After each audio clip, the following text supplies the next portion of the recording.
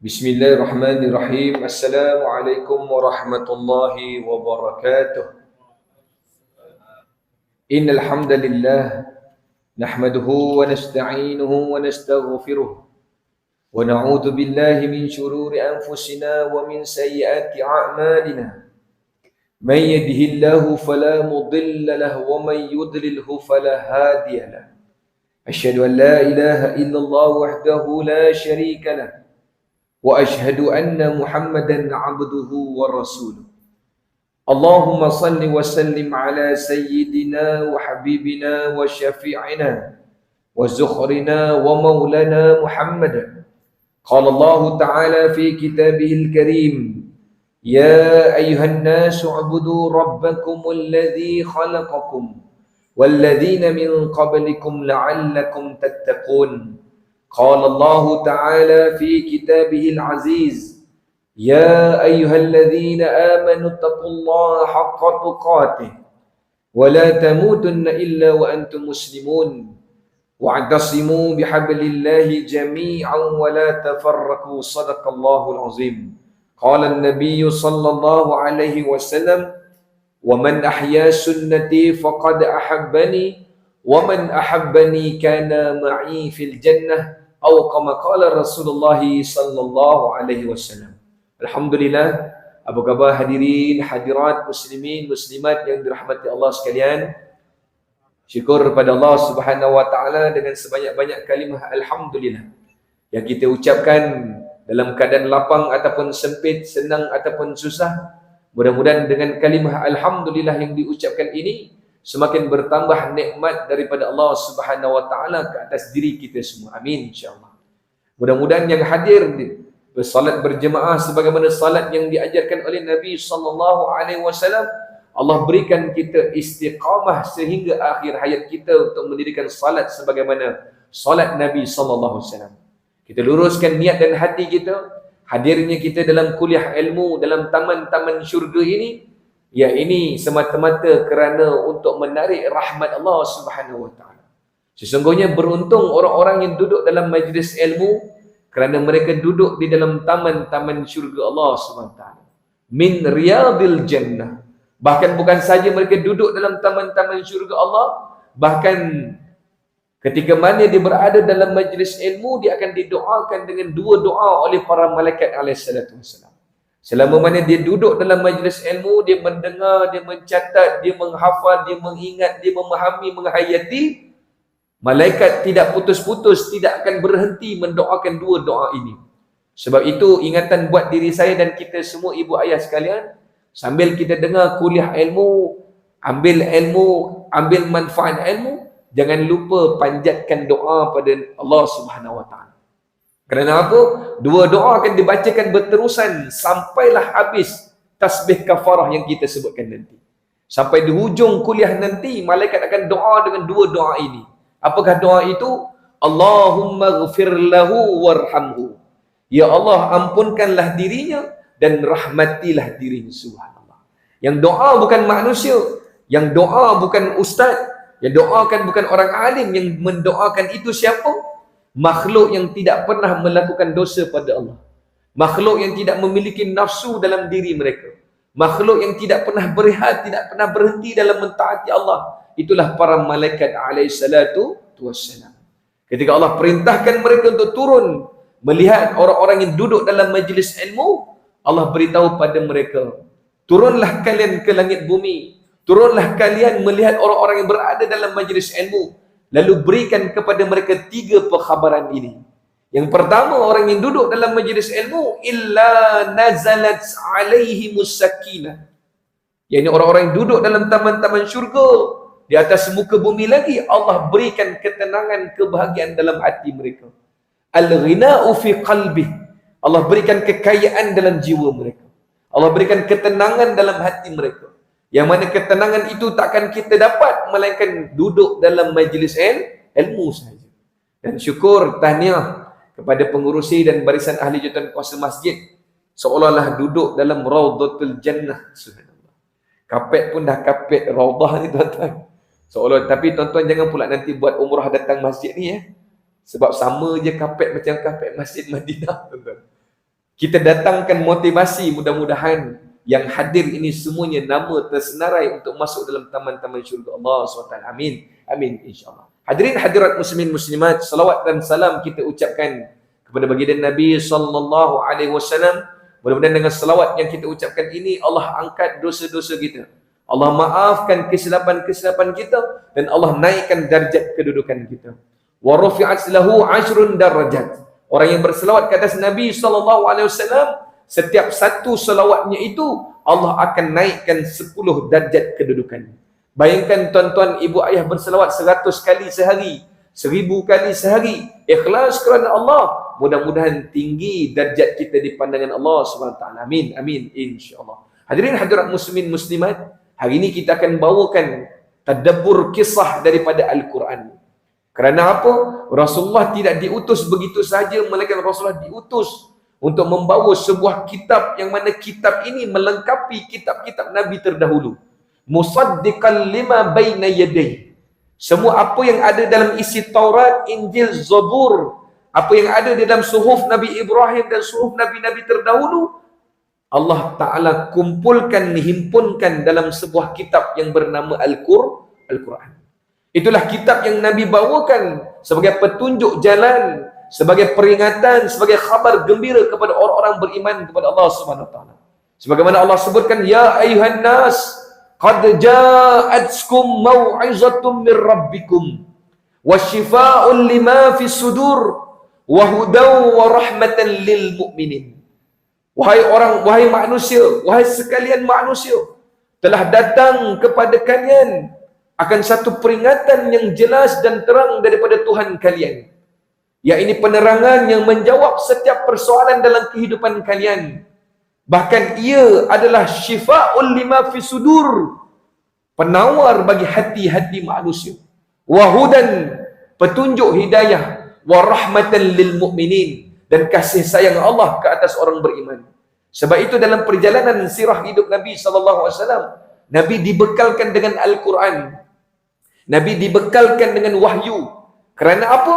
Rasulullah tidak akan bertindak, Rasulullah tidak akan melakukan sebarang perbuatan melainkan dengan kehendak dan izin Allah. Bahkan bicara Rasulullah, adab Rasulullah dididik langsung oleh Allah Subhanahu wa taala. Sebagaimana Al-Mukarram tuan imam kita mulakan dalam salat maghrib tadi dengan surah Iqra, Bismi rabbikal ladzi khalaq. Perintah Allah untuk kita duduk dalam majlis ilmu. Kerana dalam makna Iqra itu bukan sekadar untuk dibaca Al-Quran itu, tapi Al-Quran itu dihantar melalui Nabi SAW untuk menyempurnakan 4 haknya.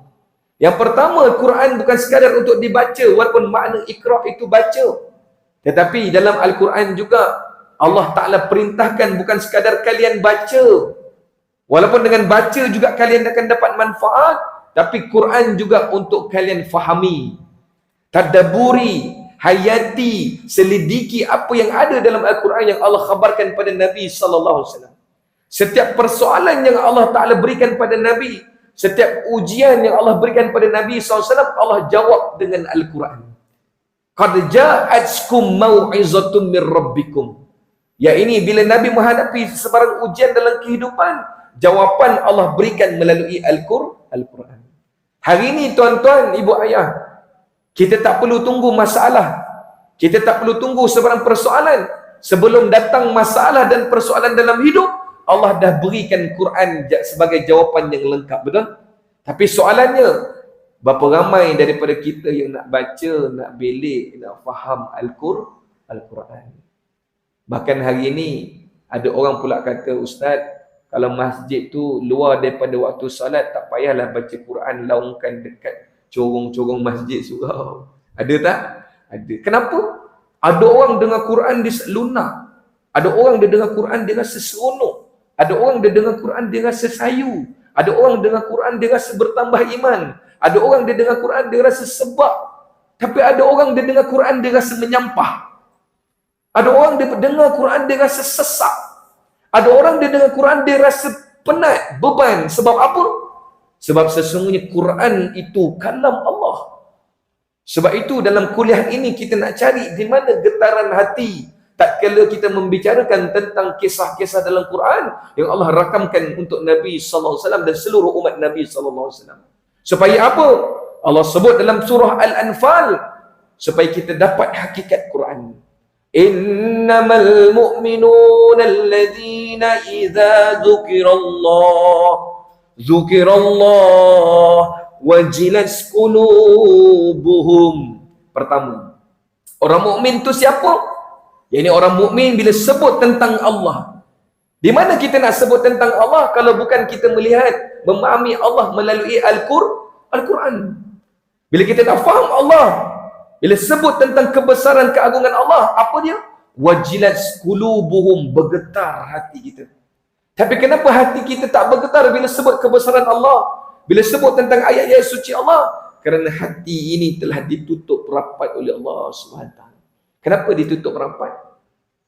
Masih ada lagi maksiat, kesilapan kita dengan Allah. Cari.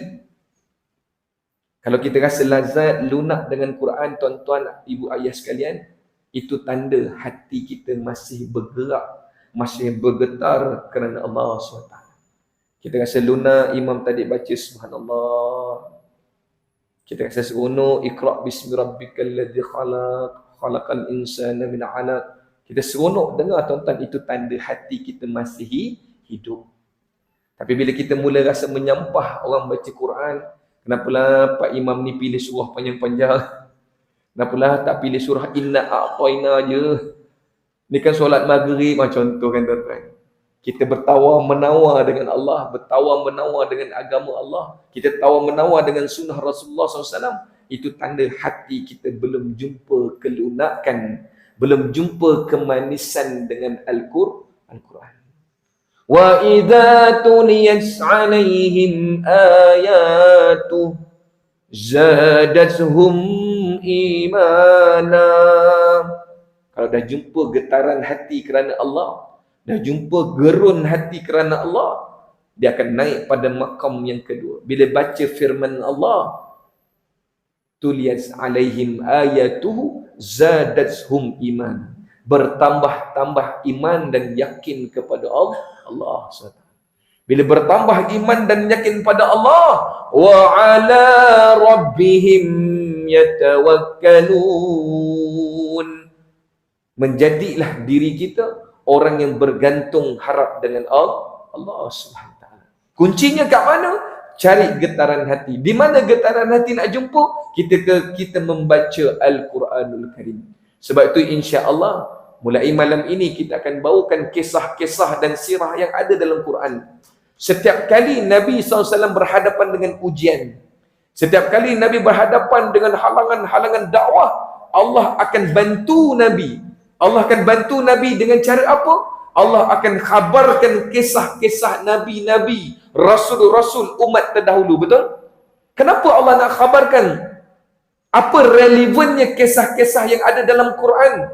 Sehingga kan para ulama mufassirin, para ulama tafsir Quran sebut 1/3 daripada Al-Quran itu adalah tentang kisah.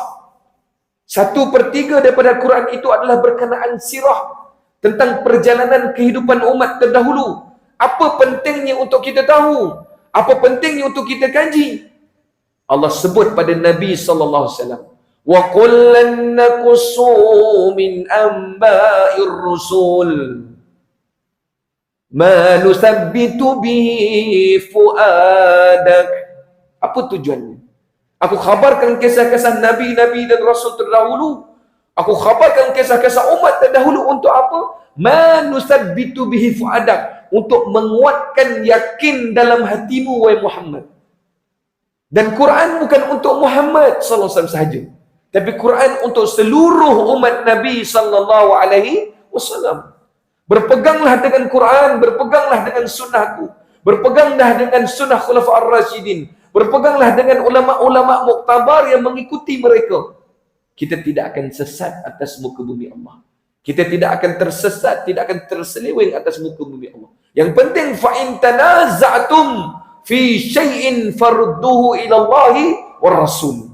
Bagaimana nak balik pada Allah dan Rasul? Tidak ada cara lain tuan-tuan, melainkan kembali melihat Al-Quranul Karim.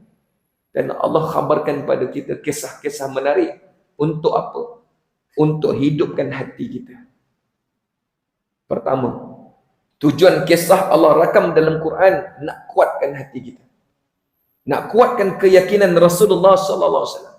Lihat ketika Nabi sallallahu alaihi wasallam pernah mengadu pada Allah, wahai Allah, kenapa umat aku tak nak terima?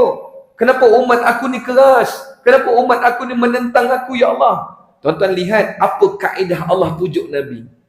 Allah pujuk Rasulullah.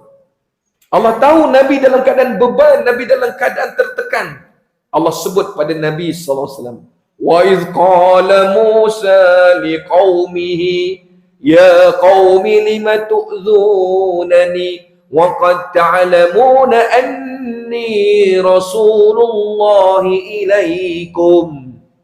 فَلَمَّا زَاغُوا أَزَاغَ اللَّهُ قُلُوبَهُمْ وَاللَّهُ لَا يَهْدِي الْقَوْمَ الْفَاسِقِينَ. Ketika Nabi mengadu dengan Allah, ya Allah, dakwah ni susah. Ya Allah, nak sedarkan orang ni tak mudah. Ya Allah, nak sampaikan kebaikan ni berat. Apa Allah sebut pada Nabi? Wahai Muhammad, ingatlah engkau dengan kisah Nabi Musa. Musa alaihissalam juga pernah beritahu yang sama dengan aku. Lihatlah wahai Muhammad, bagaimana Nabi Musa pernah beritahu kepadaku rasa beban dirinya terhadap dakwah ini di hadapan umat mereka. Di hadapan umat Nabi Musa. Musa pernah mengadu, inni Rasulullah ilaikum. Sehingga Musa pernah berkata, aku Rasul kalian, kenapa tak nak dengar? Aku Rasul kalian, kenapa tak nak terima dakwah? Lihat ketika Allah pujuk Nabi, Allah khabarkan kisah Nabi Musa AS. Nak tunjuk kisah-kisah terdahulu dengan kita rujuk kembali apa yang pernah berlaku, menguatkan iman dan yakin kita kepada Allah SWT. Yang kedua, kenapa penting sangat nak mempelajari kisah-kisah dalam Al-Quran? Tuan-tuan, kisah dalam Quran ni banyak. Kalau nak cerita tentang kisah Rasul dan Nabi, beratus, beribu ayat bicara tentang ayat-ayat Nabi SAW. 25 Nabi dan Rasul Allah gambarkan dalam Quran. Tak cukup dengan kisah Nabi dan Rasul, Allah khabarkan kisah orang-orang saleh. Kisah Luqmanul Hakim.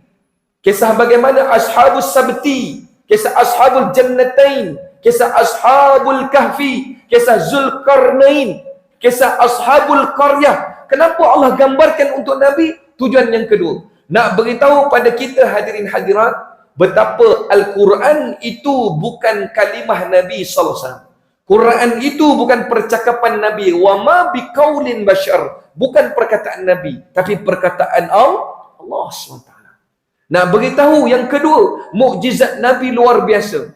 Mukjizat yang kita faham bukan sekadar Nabi boleh belah bulan, Nabi boleh keluarkan air dari tangan, Nabi boleh celikkan orang yang buta. Tapi mujizat yang paling besar, tuan-tuan lihat, Nabi SAW boleh ceritakan satu persatu kepada umat Nabi SAW.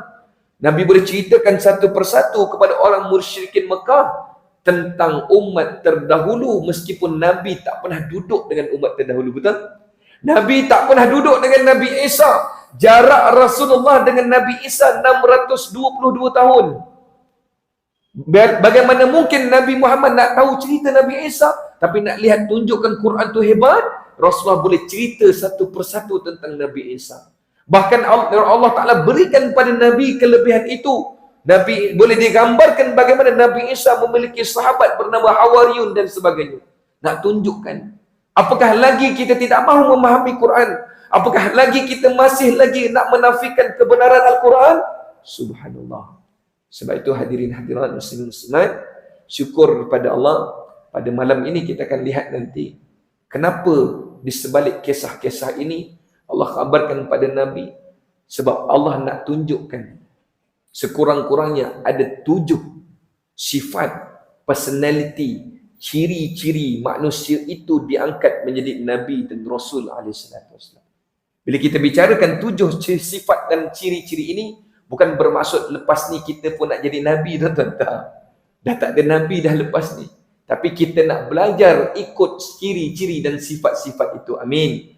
Kita nak lihat kenapa ada di kalangan manusia yang Allah pilih menjadi Nabi dan Rasul. Benar, qada dan qadar Allah telah tetap begitu. Tetapi kita akan lihat nanti sebagaimana dalam surah Ibrahim yang kita akan kupas sebentar lagi.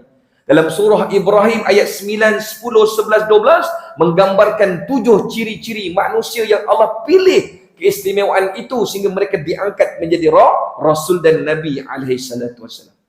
Untuk apa kita nak belajar ini tuan-tuan, hadirin hadirat? Untuk kita faham, mudah-mudahan dengan kita belajar tentang sifat mereka, ciri mereka, personality mereka sedikit sebanyak, kita dapat ikut jejak langkah mereka. Was-sabiqunal awwaluna minal muhajirin wal ansar walladzina tabauhum bi ihsan. Ya, kita takkan mampu jadi seperti sahabat, betul? Kita takkan mampu hidup dengan Nabi seperti para sahabat, betul? Tapi sekurang-kurangnya kita nak masuk di dalam ayat ini, walladzina tabauhum bi ihsan, yakni orang-orang yang mengikuti jejak langkah mereka itu. Mudah-mudahan hadirin hadirat, dengan apa yang akan kita kongsikan pada malam ini, terbuka pintu hati kita untuk mendalami, memahami lebih tentang Al-Quran. Laqad kana fi qasasihim ibratul liulil albab. Sesungguhnya kisah-kisah yang Allah rakamkan dalam Quran bukan suka-suka Allah rakamkan, tapi kisah yang Allah hantarkan ini untuk apa? Ibratul liulil albab, sebagai ibrah, pengajaran bagi orang yang berakal. Kenapa berakal, Ustaz? Allah jadikan manusia ibu ayah mulia bukan sebab kita boleh berjalan, mulia bukan sebab kita boleh makan minum, mulia bukan sebab kita boleh ada jawatan pangkat, mulia bukan sebab kita dipilih jadi khalifah, tapi kita manusia yang paling mulia sebab Allah berikan kita akal. Dan tujuan akal itu untuk apa? Untuk merenung, berfikir, tadabbur, menghayati setiap kisah-kisah yang ada dalam Al-Quran. Allah sebut, afala yatadabbaruna al-Quran. Apakah mereka tidak mahu melihat, memahami, menyelidiki, melihat apa yang ada dalam Quran? Am ala qulubin aqfaluha, atau sebenarnya hati mereka telah terkunci. Nauzubillahi min dzalik. Hadirin hadirat muslimin muslimat, setiap nabi yang datang, setiap rasul yang datang ada kisah yang tersendiri. Dan setiap kisah itu untuk kita faham bagaimana maju dan mundurnya, rosak dan baiknya umat hari ini bergantung kepada bagaimana kita memahami kisah semalam. Bagaimana umat-umat, bagaimana anak-anak muda nak menghargai negara ini. Lihat sejauh mana anak-anak muda hari ini menghargai sejarah perjuangan orang dahulu, betul? Apakah orang-orang hari ini masih lagi menghargai seperti Mat Kilau, Tok Janggut, seperti Tok Bahaman? Masih lagi? Atau kita dah lupa dengan mereka? Panglima Saleh dan sebagainya, apakah kita dah tinggalkan mereka? Semakin kita jauh dengan sirah, semakin kita jauh dengan sejarah orang-orang terdahulu, itu petanda tamadun akan selepas ini musnah. Kenapa jatuhnya kerajaan Turki Osmaniyah tahun 1924? Kerana orang pada waktu itu tidak menghargai tentang sirah dan kisah perjuangan terdahulu. Mereka tak hargai perjuangan Salahuddin Al-Ayyubi. Mereka tak hargai perjuangan umat-umat para sahabat radhiyallahu ajmain. Allah musnahkan tamadun. Begitu juga kita hari ini. Kenapa nak khabarkan begini? Apakah kisah ini relevan dalam hidup kita? Apakah bila kita tengok kisah dan Quran itu bermanfaat untuk kita? Ya. Sebab Allah kata apa? Maka haditha yuftara. Sebab kisah ini bukan kisah yang dibuat-buat. Kisah ini kisah yang terakam di dalam takdir, qada dan qadarnya Allah Subhanahu wa taala. Hadirin hadirat muslimin muslimat, sebab itu kita akan masuk satu persatu. Kalau ditanya, Ustaz, berapa banyak kisah dalam Quran? Terlalu banyak. Kalau tuan-tuan mungkin pernah dengar dulu Ashabul Kahfi saja, tapi dalam Ashabul ni banyak Ashabul. Ashabul Kahfi, Ashabul Jannatain, Ashabul Qaryah, Ashabul Sabti. Ashabul saja. Kalau nak kupas satu persatu, subhanallah, sangat banyak. Nak tunjukkan apa tadi saya sebut poin yang kedua? Nak tunjuk Nabi tak pernah hidup zaman itu, tapi Nabi boleh bicara satu persatu, betul? Bagaimana menjadi sebab turunnya suratul Kahfi ayat 110 ayat lengkap sempurna setelah orang-orang musyrikin Mekah mempertikaikan dakwah Nabi. Orang-orang musyrikin Mekah nak persoalkan dakwah Nabi, Sebab mereka lihat Nabi ni ada dua kelemahan, dua kekurangan di mata mereka. Mereka orang musyrikin Mekah lihat Nabi ada dua kelemahan di mata mereka.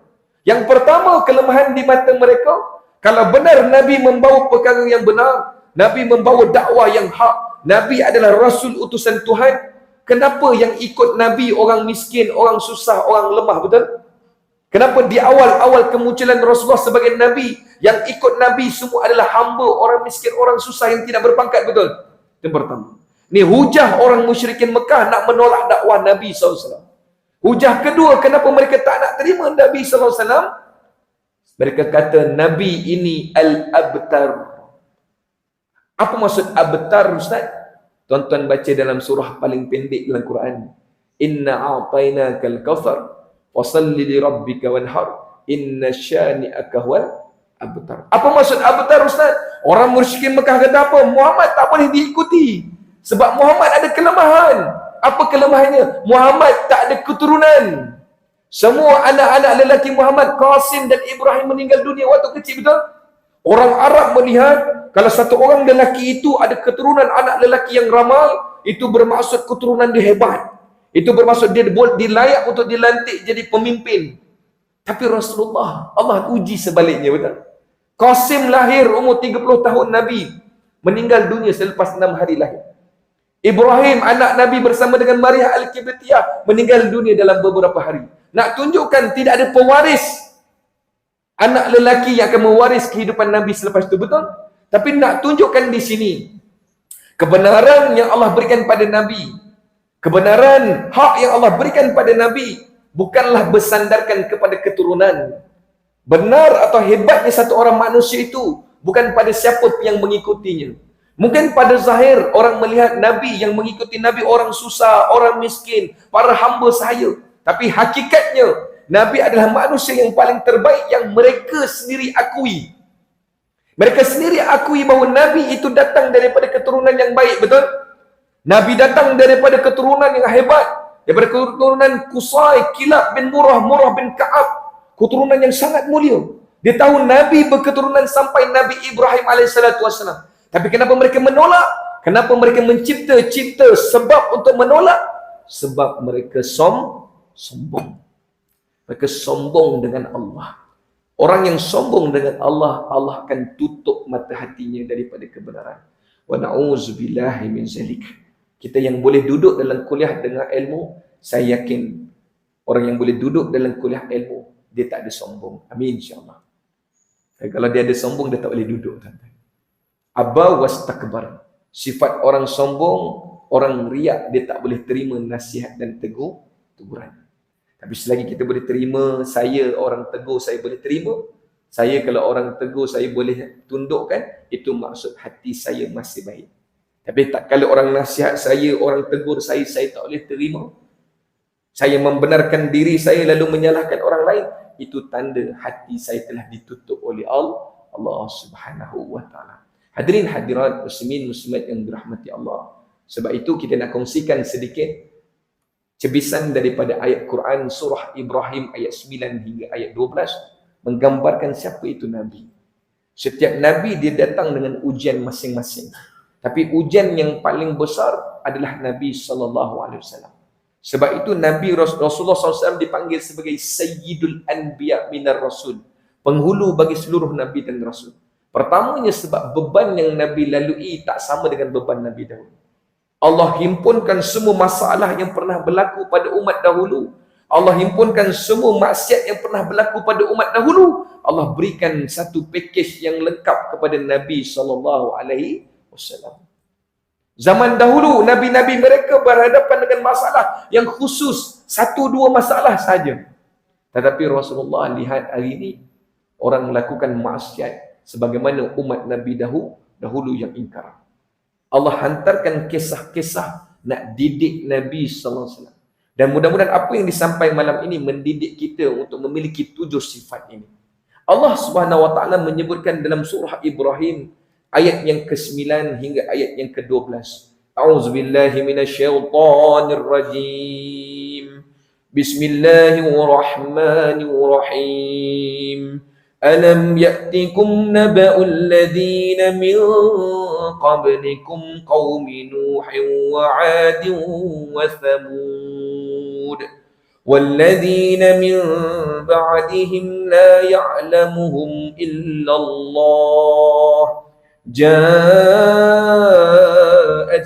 رسلهم بالبينات فردوا أيديهم في أفواههم وقالوا إنا كفرنا بما أرسلتم به وإنا لفي شك مما تدعوننا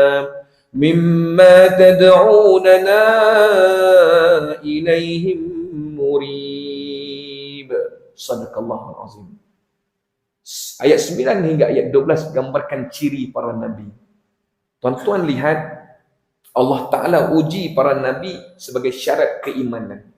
Makin Allah sayang dengan mana-mana nabi, Allah beri ujian. Begitu juga dengan diri saya dan kita semua ibu ayah.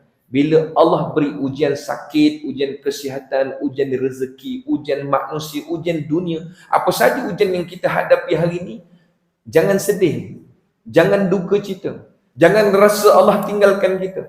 Sesungguhnya kunci Allah berikan ujian itu adalah petanda Allah sayang. Idza ahabballahu 'abdan, bila Allah sayang dengan satu-satu orang hamba, ibtalahum, Allah akan beri ujian pada dia.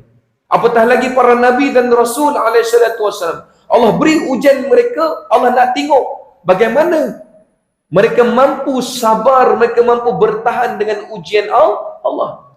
Mungkin hari ini kita kata, alah itu nabi ustaz, itu rasul ustaz. Tidak, semua orang akan diuji, betul? Semua orang akan diuji dan setiap ujian itu fasa-fasanya berbeza-beza.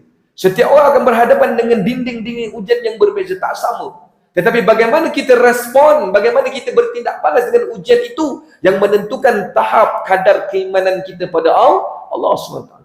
Lihat ciri pertama dalam surah Ibrahim ini. Allah Ta'ala gambarkan kepada kita bahawa semua para nabi dan rasul, walaupun mereka diuji dengan kaum dan umat mereka, tapi mereka memiliki satu kunci yang hebat. Apa dia? Kunci pertama yang disebutkan dalam kitab tafsir ini, iaitu semua nabi dan rasul memiliki sifat mesra dengan umat dia. Diujilah bertubi-tubi, dicabar untuk membuktikan kenabian, tetap mesra. Sebab itu disebut siapa? Bukankah telah datang kepada kamu khabar gembira, khabar berita tentang orang-orang terdahulu, yakni kaum-kaum umat Nabi Nuh, kaum Thamud, kaum 'Ad, serta orang-orang yang terkemudian bagi mereka? Tidakkah kalian tahu? Ini nak menunjukkan bagaimana setiap nabi diangkat bukan orang yang asing, betul? Sebab tu kita lihat ketika nabi diangkat jadi rasul, nabi tak dipilih untuk berdakwah di Rom, di Parsi, tapi nabi diangkat di kalangan orang Mekah sendiri. Nak tunjukkan pada kita bahawa betapa mesranya para nabi alaihissalam bila mereka berdakwah dengan umat mereka. Mereka bukan orang asing bagi mereka. Mereka bukan orang yang jauh, bahkan mereka saling kenal antara mereka. Ini kunci pertama. Apa yang kita faham daripada kunci ini? Daripada kunci personality yang disebutkan ini, bagaimana para nabi ini dalam dakwah mereka, mereka dakwah dengan ilmu dan hikmah. Ketika mereka dihantar oleh Allah untuk membersihkan manusia. Kalau kita hari ini datang untuk membetulkan manusia, mungkin kita kurang mesra, betul? Kita nak lihat orang semua salah, semua orang tak betul, semua orang sesat, semua orang bid'ah. Sedangkan bukan itu cara Nabi, para Nabi alaihissalam. Mereka datang membetulkan dengan hikmah. Wa yuzakkihim wa yu'allimuhumul kitaba wal hikmah. Mereka datang dengan ilmu, mereka datang dengan wahyu dari Allah, mereka datang dengan perintah Allah dengan hikmah. Yang pertama ni kita nak lihat bagaimana keindahan yang Allah pilih dalam kalangan manusia. Allah pilih satu orang menjadi nabi dan rasul sebab memiliki sifat mesra dengan masyarakat. Apa kita faham daripada poin pertama ini? Tanya pada diri kita. Kadang-kadang kita tanya, kenapa masjid surau tak penuh? Kenapa masjid surau masih kosong? Tanya balik poin pertama. Apakah kita dah cukup mesra dengan masyarakat sekeliling? Kadang-kadang kita bila jadi orang masjid, kita rasa soleh, Kita rasa suci. Bila jadi pak ustaz, kita rasa kita ahli syurga. Allah. Kita rasa kita sempurna. Kita lihat semua orang tak betul. Kita lihat semua orang salah. Kita lihat semua orang masuk neraka. Allah. Tuan-tuan, sifat itu menyebabkan manusia makin jauh daripada Tuhan. Tapi lihat bagaimana para Nabi SAW, Allah utuskan mereka. Lihat ketika Nabi Ibrahim SAW mendakwahi ayahnya. Ayahnya sendiri seorang pembuat berhala. Ayahnya sendiri satu orang yang musyrikkan Allah. Bagaimana dakwah Nabi Ibrahim? Nabi Ibrahim datang bertemu ayahnya. Idh qala li abi. Ketika Nabi Ibrahim berkata kepada ayahnya Azar, ya abati, lima ta'budu ma la yasma'u, wa la yubsiru, wa la yughni anka syai'a, wahai ayah kesayanganku. Dia tak kata, ya abi, wahai bapakku. Tapi dia sebut, ya abati, wahai bapak kesayanganku. Nak sayang apa lagi? Bapak ni musyrikkan Allah. Bapak ni buat berhala sampai orang lain semua sembah selain Allah. Sepatutnya dia marah betul. Sepatutnya dia tegur dengan keras betul. Tapi lihat, para Nabi SAW memiliki sifat mesra dalam dakwah. Mudah tersenyum, mudah memaafkan. Itu sifat para Nabi. Allah. Tuan-tuan belajar sesuatu. Ada orang ngadu saya, Ustaz, saya bukan tak nak pergi masjid, Ustaz. Kenapa? Yalah, saya ni anak muda, Ustaz, pakai seluar jin. Ada orang tegur saya, Ustaz, jangan masuk kalau pakai seluar jin. Masya Allah. Kalau pakai masjid sini baik, Alhamdulillah. Masjid sini Pak Imam sempoi, insya-Allah. Ada yang disebut saya, tegur macam tu. Kenapa tak boleh pakai seluar jin? Dia kata kalau pakai seluar jin, nanti jin nak pakai seluar apa, Ustaz? Dia tak bagi kami masuk. Tuan-tuan, hikmah tak kita? Tak hikmah. Mungkin kali pertama orang tu nak datang rumah Allah, tapi sikap tidak mesra kita dengan agama Allah, tidak sikap mesra kita dengan dakwah Nabi SAW, menyebabkan orang makin jauh dengan agama. Ini kisah pertama. Apa Nabi Ibrahim sebut? Ya abati, la ta'budi syaitan, wahai ayah kesayanganku, jangan abdikan diri pada syaitan. Ya abati inni akhafu, aku takut kau masuk neraka. Hikmah tuan-tuan, mesra, manis. Tapi hari ni kalau kita nak tegur orang macam mana tuan-tuan? Allah, ni bidah, ni kafir, masuk neraka jahanam. Nauzubillah. Bukan begitu hikmah. Yang pertama, ciri mereka apa dia? Mesra. Sebab itu Allah hantarkan kisah ni. Allah hantarkan kisah Nabi-Nabi terdahulu pada Rasulullah nak bina watak mesra itu. Sebab itu bila Nabi-Nabi ini mengadu depan Allah, kenapa umat ni tak nak terima, kenapa umat ni keras tak nak terima dakwah dan kebenaran, Allah sebut, falamma zahu azaghallahu qulubahum. Mereka bukan tak nak terima engkau, mereka bukan tak nak akui engkau sebagai Rasul, tapi sesungguhnya aku yang dah palingkan hati mereka dari kebenaran. Na'udzubillah. Marahnya Allah. Lihat, itulah Nabi SAW. Yang kedua, dalam surah Ibrahim juga Allah sebut pada ayat yang ke-10. Bagaimana sifat mereka? Sifat para Nabi dan Rasul yang mungkin kita boleh contohi. Pertama, mesra. Yang kedua, apa dia? Teliti dalam memilih perkataan untuk berdakwah. Teliti dan berhati-hati untuk berbicara. Nabi SAW sebut dalam sebuah hadis yang masyhur, Bukhari dan Muslim meriwayatkannya. Barang siapa, man kana yu'minu billahi wal yawmil akhir, falyakul khairan aw liyasmut. Barang siapa beriman kepada Allah dan hari akhirat, maka hendaklah dia bercakap yang baik-baik, meneliti perkataan yang nak dikeluarkan, atau lebih baik diam. Para Nabi Allah, Nabi dan Rasul SAW, Allah tunjukkan bagaimana sifat mereka. Lihat, ketika Nabi Ibrahim berkata, qalu in antum illa basyarum misluna turidu an tasudduna amma kana ya'budu aba'una fa'tuna bisultanin mubin. Ketika dia kata apa? Ketika kaum Nabi Ibrahim berkata, wahai Ibrahim, engkau ni tak ada beza dengan kami. Engkau ni bashar, manusia macam kami. Kau bertujuan datang untuk membetulkan kami, untuk berkata bahawa apa yang kami sembah ni salah. Sedangkan apa yang kami buat ini adalah ajaran nenek moyang kami dulu. Kau datang nak betul-betulkan kami, wahai Ibrahim. Subhanallah. Kalau kau benar, wahai Ibrahim, kalau kau benar, wahai para nabi, tunjukkan kepada kami faktuna, tunjukkan kepada kami bisultanin mubin, bukti yang jelas. Tuan-tuan, Allah rakam dalam Quran bagaimana kisah Nabi Musa nak mempertikaikan kenabian dan kerasulan Nabi Musa. Bagaimana orang-orang kaum Nabi Musa cabar Nabi Musa. Kalau benarlah engkau ini Nabi, tunjukkan bukti yang jelas nyata. Apa Allah tunjukkan? Tentang Baqarah. Lembu betina. Tuan-tuan, bukti yang Allah nak tunjukkan pada kita, bila Allah nak membenarkan mana-mana Nabi dan Rasul, Allah akan tunjukkan bukti yang mana bukti itu menguji batas akal fikiran manusia. Begitu juga dengan Nabi Saleh ketika diuji dengan kaum Samud. Lihat bagaimana keadaannya, apa yang dia minta. Wahai Saleh, engkau ni tak ubah sama seperti kami. Qalu in antum illa basyarum mithluna. Kalian sama macam aku. Kau mengadu dan kau beritahu kau adalah Nabi dan Rasul, tunjukkan kami bukti. Apa kaum Samud minta? Wahai Saleh, kalau kau betul Rasul dan Nabi, kami ada satu gunung, kami ada satu bukit yang besar, kami belum ukir, kami belum kacau pun bukit tersebut. Kaum Samud ni, tuan-tuan ibu ayah, kaum Samud ni, umat Nabi Saleh ini, badan mereka besar.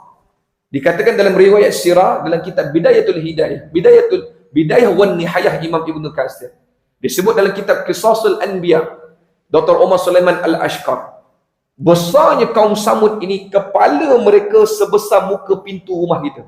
Itu besarnya. Besarnya kaum Samud yang hidup zaman Nabi Saleh. Nabi Saleh kat mana Ustaz? Nabi Saleh ini berada di dalam banjaran Saudi. Hari ini kalau tuan-tuan nak pergi tempat kaum Samud, tuan-tuan daripada Madinah naik ke utara nak pergi ke Tabuk. Daripada Madinah nak pergi ke tempat perang Tabuk, jauhnya 778 km. Di antara Madinah dengan Tabuk ada satu tempat namanya Madian As-Saleh atau namanya Al-Hijr. Itulah tempat kaum Samud, kaum tempat Nabi Saleh berdakwah. Ada lagi tak Ustaz? Ada. Kalau tuan-tuan ada kesempatan pergi umrah, pergi haji, kalau ada rezeki, lalu kawasan tu. Tapi lalu untuk apa? Seronok-seronok tangkap gambar? Bukan. Lalu saya nak ketawa-ketawa, gembira-gembira? Tak. Tapi lalu untuk ambil ibrah. Nabi kata, jangan masuk di tempat yang pernah diazab oleh Allah, melainkan kalau kalian perlu masuk dalam keadaan kalian menangis. Tak boleh masuk tempat azab, Allah pernah azab, melainkan tempat itu pergi untuk ambil ibrah. Apa yang dibuat oleh kaum Samud? Mereka ni besar. Besarnya tubuh badan mereka, kekuatan mereka, mereka boleh ukir gunung-gunung yang keras, mereka boleh tebuk satu persatu jadikan istana. Subhanallah. Tanah-tanah yang keras mereka boleh gali jadikan telaga. Mereka mampu membina telaga sebanyak 130 telaga. 130 je Ustaz. Saya pun boleh buat belakang rumah. Tuan-tuan nak tahu berapa besar telaga dia?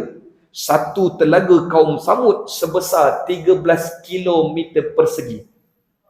Ya, insya-Allah. Itu. Besarnya kaum Samud. Allah tak marah dia kuat. Allah tak marah dia pandai bercucuk tanam, bertani, menternak. Allah tak marah dia pandai buat sumur ladang. Allah tak marah dengan nikmat tu. Yang Allah marah, kenapa mereka sombong. Mereka sombong dengan kelebihan dan nikmat yang Allah berikan. Itu yang Allah marah. Allah utus Nabi Saleh untuk membetulkan mereka. Ya kaum, wahai kaumku, abudullah, abdikan diri pada Allah, jangan sombong macam ni. Apa mereka kata? Tunjuk kami bukti yang jelas kalau engkau ini Nabi, kalau engkau ini utusan Tuhan. Apa mereka minta?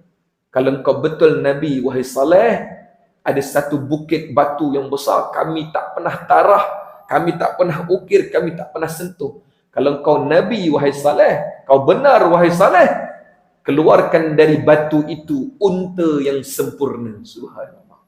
Tuan-tuan, orang bawa kebaikan ni dicabar dengan sesuatu di luar batasan akal manusia, betul? Tapi wallahi, orang yang benar di jalan Allah, orang yang benar kerana Allah. Qalu hadza siratun alayya mustaqim. Allah akan pimpin dia. Allah akan jaga dia, Allah akan tunjukkan kebenaran itu dia. Keluar tak unta tu? Keluar tuan-tuan. Apa berlaku? kita sambung selepas azan ini. Wallahu a'lam bishawab. Banyak lagi tuan-tuan. Tuan-tuan, malam ni preview kisah-kisah yang ada dalam Quran sebagai gambaran mukaddimah. Lepas ni kita akan masuk satu persatu supaya kita faham nikmatnya mempelajari sirah Nabi dengan melihat kisah yang ada dalam Al-Quran. Kenapa? Sebab semua kisah itu menjawab persoalan kehidupan 23 tahun Nabi sebagai Rasul Allah Subhanahu wa taala. Wallahu a'lam bishawab. Kita tarik nafas, kita berehat seketika, selepas azan kita sambung sedikit lagi insya-Allah. Aku qouli hadza wa astaghfirullahal azim li wa lakum.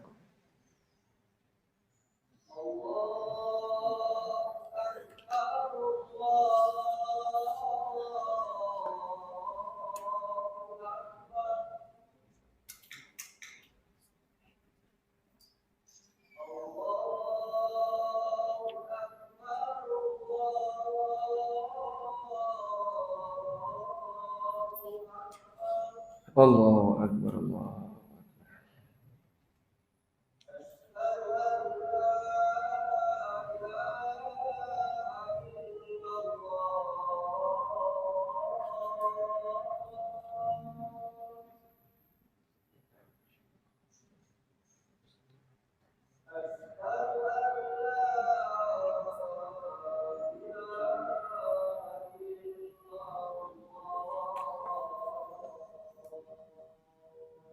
Asyhadu an la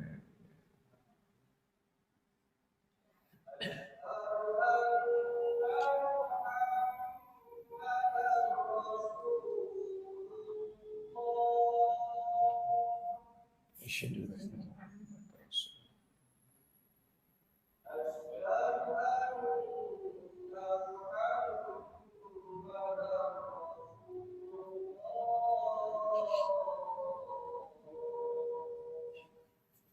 Asyhadu anna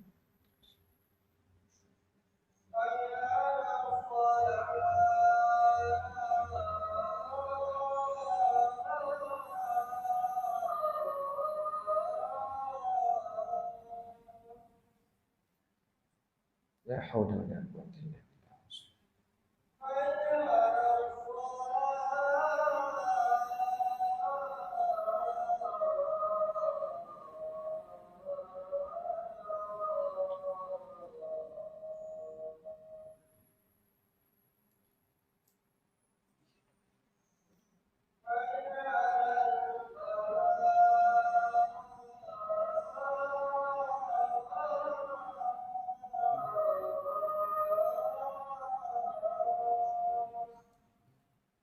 La haula.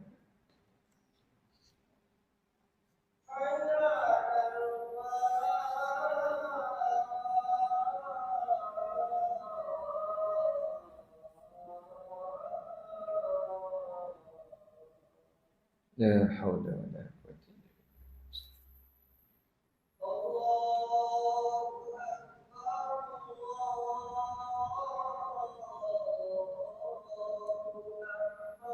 Allahu akbar.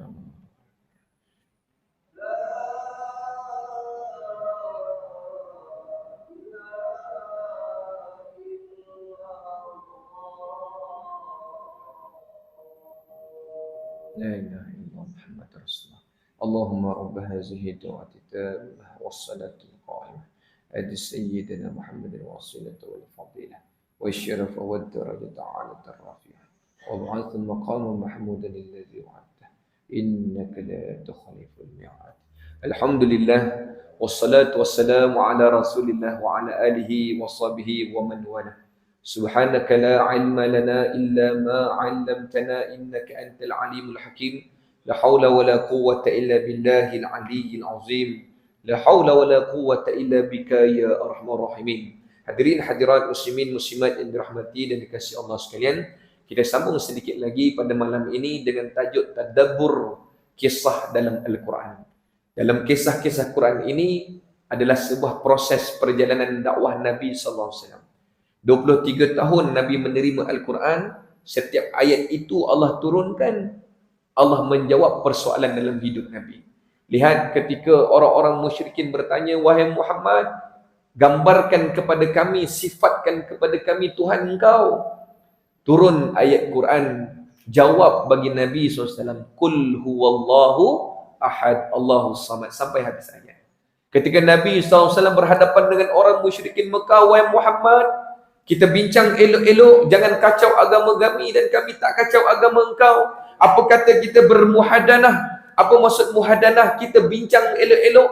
Tahun ni kami ibadah cara engkau, tahun depan kau ibadah cara kami, kan senang. Turun ayat Quran, Qul ya ayyuhal kafirun. Setiap apa yang Nabi lalui, Allah jawab. Itulah Quran. Bila An-Nadar bin Al-Haris bersama dengan Al-Walid Al-Mughirah, Uqbah bin Abi Mu'aid bertanya pada Nabi, wahai Muhammad, siapakah sekumpulan pemuda-pemuda yang telah keluar dari rumah lalu tidak pulang-pulang kembali? Nabi tak tahu jawapan. Ditanya lagi soalan kedua, siapakah lelaki yang telah berjaya menakluki timur dan barat? Nabi tak ada jawapan nak jawab. Allah turunkan suratul Kahfi, jawab Ashabul Kahfi dan kisah Zulkarnain. Lihat bagaimana kisah-kisah Quran, jawapan untuk Nabi. Tapi telah terhidang 30 juzuk untuk kita hari ini. Telah Allah persiapkan bila kita ada masalah, bila kita sedih, kita susah. Jangan cari orang dulu, cari Allah dulu. Macam mana nak cari Allah, Ustaz? Baca Al-Quran, buka Al-Quran. Wa shifa'ul lima fi sudur. Penawar bagi hati kita, penawar bagi sifat buruk kita, penawar daripada sifat jelek kita. Allah ubah, Allah akan ubah. Ketika kaum Samud bertanya, ya Saleh, kalau betul, kemudian keluarkanlah daripada batu yang besar itu unta. Dua riwayat sebut. Pertama, daripada celah batu itu keluar unta yang sempurna, dipanggil naqatallah, untanya Allah. Tapi riwayat yang kedua juga menyebut bukan keluar daripada unta, daripada batu tu unta. Yang keluar adalah apa? Batu itu sendiri bertukar menjadi unta. Subhanallah. Allah tunjukkan mukjizat satu persatu pada nabi-nabi terdahulu untuk mengukuhkan iman bagi orang yang percaya, mengukuhkan keyakinan bagi orang yang benar-benar beriman. Sebab itu hadirin hadirat, bal yuridul insan liyafjura amama. Bagi orang beriman, kebenaran itu tak perlukan bukti. Orang beriman bila mereka melihat mukjizat Allah, melihat keagungan Allah, sami'na wa ta'ana. Kami dengar, kami yakin. Rabbana innana amanna. Kami beriman dengan dia, ya Allah. Ciri kedua, apa dia? Setiap Nabi Allah, mereka ini memiliki sifat pandai menuturkan kata-kata yang baik. Dalam dakwah mereka, dakwah melenturkan hati manusia. Lihat ketika Nabi Saleh berkata, ya qaum, i'budullaha ma lakum min ilahin ghairuh. Wahai kaumku, sembahlah Allah. Jangan sombong dengan nikmat Allah. Sesungguhnya sesekali tidak ada Tuhan selain Allah Subhanahu wa taala. Bukan sekadar dia cakap begitu. Nabi Saleh kata apa lagi? Huwa ansha'akum minal ardi wasta'marakum fiha fastaghfiruh thumma tubu ilaih inna rabbi qaribun mujib. Apa Nabi Saleh kata? Wahai kaumku, beribadahlah pada Allah, tak ada Tuhan selain Allah. Wahai kaumku, sesungguhnya Allah SWT menciptakan kalian daripada tanah bumi ini. Dan Allah Ta'ala menaikkan kedudukan kita, kedudukan kalian sebagai pemakmur atas muka bumi Allah. Lihat tuan-tuan, lunaknya perkataan para Nabi. Dia tak kata, kalian lupa ke kalian ni hina tanah busuk. Tapi dia kata apa? Kita dulu dicipta dari tanah dan Allah pilih kita untuk menjadi khalifah yang memakmurkan muka bumi ini. Wahai kaumku, Nabi Saleh sebut dengan lunak. Ini sunnah para nabi, sunnah orang berjuang di atas jalan Nabi sallallahu alaihi wasallam. Ketika datang ahli maksiat ke masjid surau kita, sambut mereka, bawa mereka. Apa Nabi Saleh sebut? Fastaghfiruh. Bertaubatlah pada Allah. Istighfarlah pada Allah. Inna rabbi qaribun mujib. Sesungguhnya Allah itu sangat dekat rahmatnya. Allah itu sangat dekat untuk memperkenankan doa hamba-hamba. Apa sifat kedua tuan-tuan? Lunak dalam berbicara. Itu sifat menyebabkan mereka dipilih untuk menjadi Rasul dan Nabi alaihi salatu wassalam. Yang ketiga, sebagai penutup lah tuan-tuan. InsyaAllah. Apa tuan-tuan? Yang ketiga yang ada pada semua Nabi Allah. Sifat hamba. Ketika mereka ditanya, sesungguhnya wahai Nabi-Nabi Allah, kalian ni tak ada beza dengan kami, kalian manusia. Tapi kenapa kalian nak mengaku jadi Nabi dan Rasul? Kalian nak membenar-benarkan kami, kalian nak menyalahkan kami, kalian nak mengubah kepercayaan dan agama kami. Kenapa?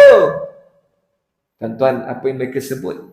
Sesungguhnya, inna nahnu illa basyarum mislukum walakinnallaha yamunnu ala man yasha'u min ibadih. Ini sifat para nabi. Ketika dia diuji bertubi-tubi, ketika dia diberikan tekanan oleh Allah, apa kata mereka untuk umat? Benar, kami ni manusia seperti kalian, tapi kami ini dipilih oleh Allah. Apa beza perkataan dipilih dengan terpilih? Kalau Nabi-Nabi Allah sebut kami ini manusia terpilih, ada unsur apa di situ? Sombong. Tuan-tuan, kita yang dalam masjid ni manusia terpilih, tuan-tuan. Tuan-tuan keluar rasa, Masya Allah, jalan pun lain macam. Tapi kalau kita semua, ya Allah, terima kasih kerana kami dipilih malam ni Allah. Apa kita rasa? Tak ada apa-apa sebagai hamba. Sebab itu dalam Quran disebut, yamunnu ala man yasha'u min ibadi. Kami dipilih. Memang kami ni manusia macam kalian, makan, minum, berkeluarga, bercucuk tanam sebagaimana kalian. Tapi kami dipilih oleh Allah untuk bawa manusia kepada jalan yang benar. Sifat tawaduk, sifat menunduk. Kalau kita tuan-tuan apa tahu, saya ni banyak ilmu banding tuan-tuan, contoh. Tuan-tuan kesian, dah tua-tua baru nak belajar, contoh. Sombong kita dengan ilmu kita. Sebab itu ketika dalam kisah dalam surah Al-Kahfi, Allah menegur Nabi Musa. Ketika Nabi Musa memberi khutbah, Nabi Musa berbicara dengan hebat. Ketika itu ada satu orang Bani Israel bertanya, wahai Nabi Allah Musa, ada tak di kalangan engkau, ada tak selain engkau manusia yang lebih alim, lebih fasih berbanding engkau? Nabi Musa jawab, wallahi, aku tidak tahu kalau ada orang yang lebih alim berbanding aku. Nabi Musa sebut begitu.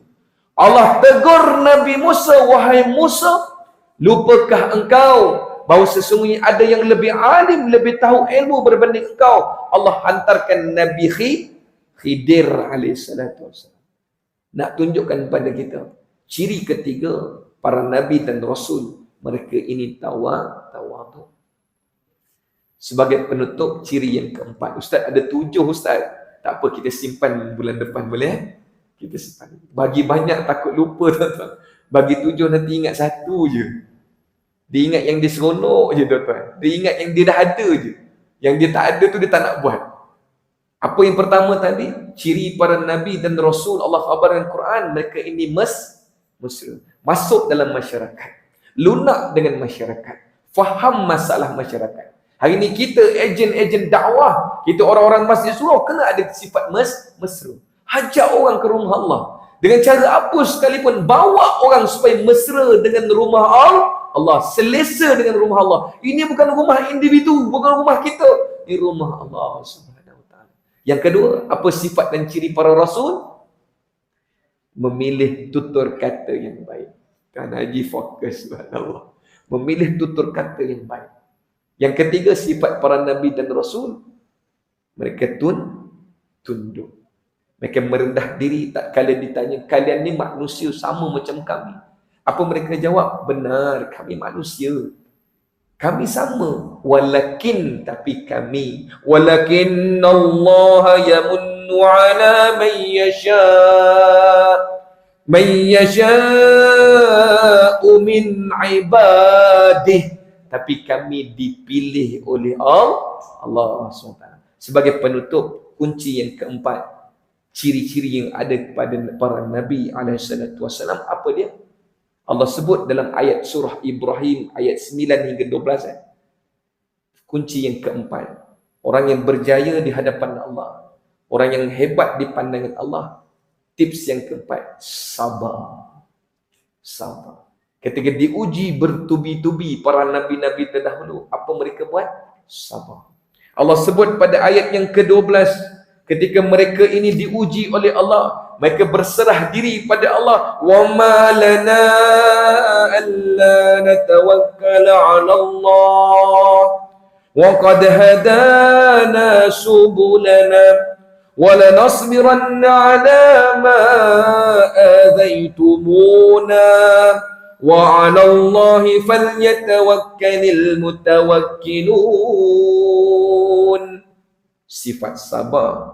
Dan sesungguhnya kami akan terus bersabar walau apapun yang kalian usaha untuk sakiti kami. Lihat dalam surah Al-Mulk. Qul ara'aytum in ahlakani Allah wa man ma'iya aw rahimana faman yujirul kafirina min azabin alim. Bunuhlah, musnahkanlah, hancurkanlah kami para nabi dengan selumat-lumatnya. Kami tak kisah. Tapi yang kami bimbang, macam mana kalian nak selamat di hadapan azab Allah Subhanahu wa ta'ala. Sifat para nabi yang keempat, sabar dengan setiap ujian dan beban. Begitu juga kita hadirin hadirat. Mudah-mudahan kita terus sabar di dalam melaksanakan ketaatan pada Allah. Amin. Mudah-mudahan kita terus sabar dalam meninggalkan maksiat-maksiat dan kemungkaran. Mudah-mudahan kita terus sabar untuk menerima setiap takdir, qada dan qadar baik dan buruknya daripada Allah SWT. Ya ayyuhalladzina amanu sabiru wasabiru warabitu wattaqullah. Orang-orang beriman, bersabarlah dan tetap teruslah bersabar dan berpijaklah di atas kesabaran. Mudah-mudahan kalian termasuk di kalangan orang-orang yang bertakwa. Amin. Amin insya-Allah. Kita tutup dengan sedikit doa. Mudah-mudahan kisah para nabi yang akan kita kupas lepas-lepas ini, kisah-kisah bukan para nabi saja tuan-tuan, kisah yang ada dalam Quran kita keluarkan. Sebab setiap kisah itu menjawab persoalan dakwah Nabi, kehidupan Nabi sallallahu alaihi wasallam. Untuk kenal Nabi, kita kena kenal Quran. Untuk kenal Rasulullah, kita kena kenal hadis Nabi SAW. Kita kena kenal sirah dan perjalanannya. Mudahan bertambah cinta, bertambah taat, bertambah hebat. Yakin kita dengan Allah, yakin kita dengan apa yang disampaikan oleh baginda Nabi sallallahu alaihi wasallam. A'udzubillahi minasyaitonir rajim. Bismillahirrahmanirrahim. Alhamdulillahi rabbil alamin. والصلاة والسلام على أشرف الأنبياء والمرسلين وعلى آله وصحبه أجمعين. اللهم يا مقلب القلوب ثبت قلوبنا على دينك وطاعتك. اللهم أرنا الحق حقا وارزقنا اتباعه وأرنا الباطل باطلا وارزقنا اجتنابه.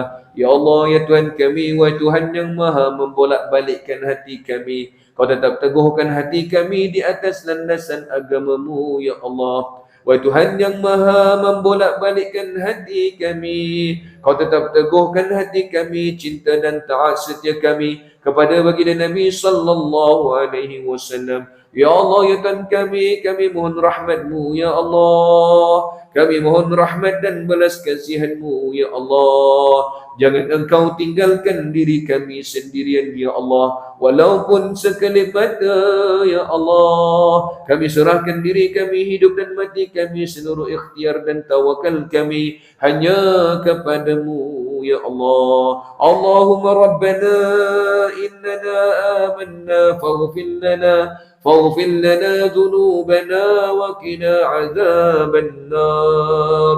Wa sallallahu ala sayyidina Muhammadin wa ala alihi wa sahbihi wa baraka wa sallam.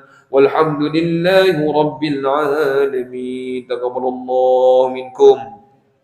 Kita tutup dengan tasbih kafarah dan surah Al-Asr. Subhanakallahumma wa bihamdika asyhadu an la ilaha illa anta astaghfiruka wa atubu ilaik. Bismillahirrahmanirrahim. Wal 'asri innal insana lafi khusr illa alladhina amanu wa 'amilus salihat wa tawasaw bil haqq wa tawasaw bis sabr. Shadaqallahul azim. Assalamualaikum warahmatullahi wabarakatuh.